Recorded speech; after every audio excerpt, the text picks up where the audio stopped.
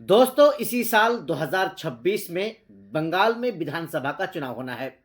और उस विधानसभा चुनाव की तैयारी को लेकर के ऑल इंडिया मजलिस इत्तेहादुल मुस्लिमीन पार्टी अपना कमर कस चुकी है। जी हां, आप सही सुन रहे हैं। पश्चिम बंगाल में हर दिन आपको दिखेगा कि ऑल इंडिया मजलिस इत्तेहादुल मुस्लिमीन पार्टी यानी ओवैसी की पार्टी का दफ्तर खुल रहा है, ऑफिस का उद्घाटन हो रहा है। जी हां, चूंकि सामने इसी साल और अगले महीने यानी कि फरवरी महीने में चुनाव का ऐलान होना है, तारीखों का ऐलान होना है और फिर ठीक 2 से 4 महीने के अंदर पश्चिम बंगाल में विधानसभा का चुनाव भी खत्म हो जाएगा। जिस प्रकार से बिहार में विधानसभा का चुनाव खत्म हुआ, पश्चिम बंगाल में भी बंगाल के विधानसभा का चुनाव खत्म हो जाएगा और उस चुनाव की तैयारी तमाम जो पार्टियां हैं, चाहे वो टीएमसी पार्टी हो, तृणमूल कांग्रेस पार्टी हो या फिर भारतीय जनता पार्टी हो या ऑल इंडिया मजलिस इत्तेहादुल मुस्लिमीन पार्टी हो या फिर जो हुमायूं कबीर की नई पार्टी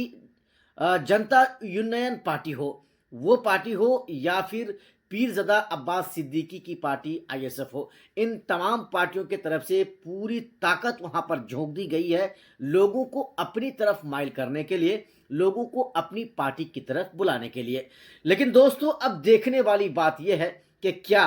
क्या एमआईएम पार्टी को वहां पर कामयाबी मिलेगी। इस वीडियो में हम आपको बताएंगे मुर्शिदाबाद जिला के बारे में, जिस मुर्शिदाबाद जिला में तकरीबन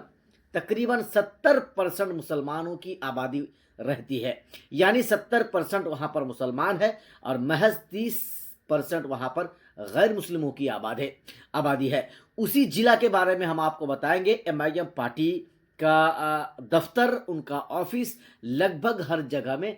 खुल रहा है, लगभग हर जगह में उसका उद्घाटन हो रहा है। मुर्शिदाबाद जिला में एमआईएम पार्टी अपनी पूरी नज़र जमाए रखी है, लेकिन ये वही मुर्शिदाबाद है जहां पर हुमायूं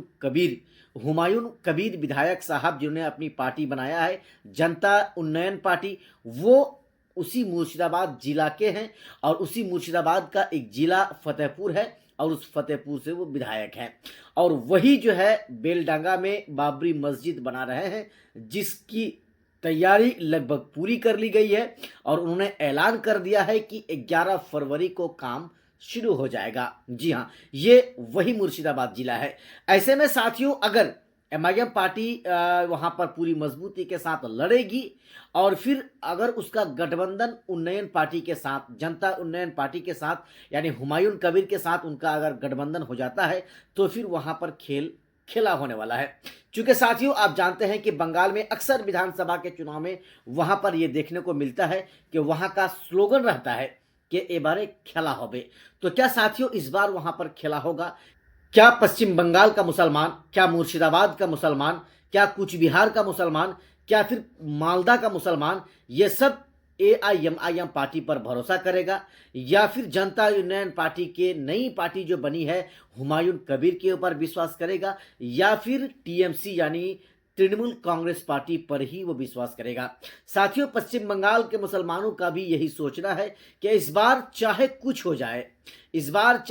हो जाए, पश्चिम बंगाल में बीजेपी की सरकार नहीं आने देना है। ये वहां के मुसलमानों का सोच है। लेकिन साथियों, इस सोच में वहां के मुसलमानों को एक कश्ती पर सवार होना ही पड़ेगा, चाहे वो ममता बनर्जी की कश्ती पर सवार हो, चाहे वो ओवैसी और हुमायूं कबीर की कश्ती पर वहां पर सवार हो, चाहे जिसकी कश्ती पर सवार हो, किसी एक की कश्ती में तो सवार होना ही पड़ेगा। नहीं तो आप देखेंगे कि लेनी की देनी पड़ जाएगी इन तमाम की तमाम पार्टियों को। चूंकि भारतीय जनता पार्टी नहीं चाहेगी कि पश्चिम बंगाल में इस बार ममता बनर्जी की सरकार बने, वो अपनी तरफ से पूरी ताकत झोंक दे रही है, वो अपनी तरफ से पूरी ताकत लगा दे रही है कि पश्चिम बंगाल में इस बार उसकी सरकार बने, यानी बीजेपी की सरकार बने। ऐसे में साथियों, पश्चिम बंगाल के मुसलमानों का जो रोल है वो बहुत अहम हो जाता है कि पश्चिम बंगाल का मुसलमान किसके साथ जा रहा है। अगर पश्चिम बंगाल का मुसलमान एक होकर एक प्लेटफॉर्म पर आकर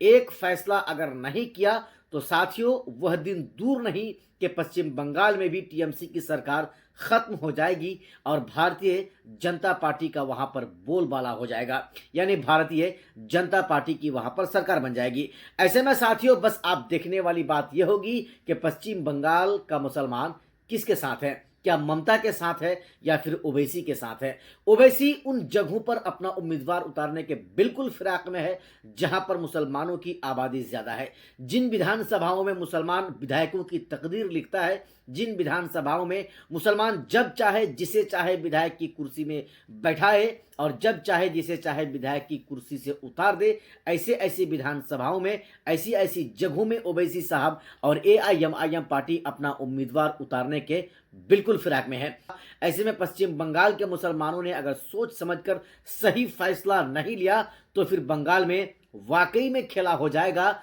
यानी टीएमसी के साथ कुछ वो हो जाएगा जो टीएमसी नहीं चाह रही है।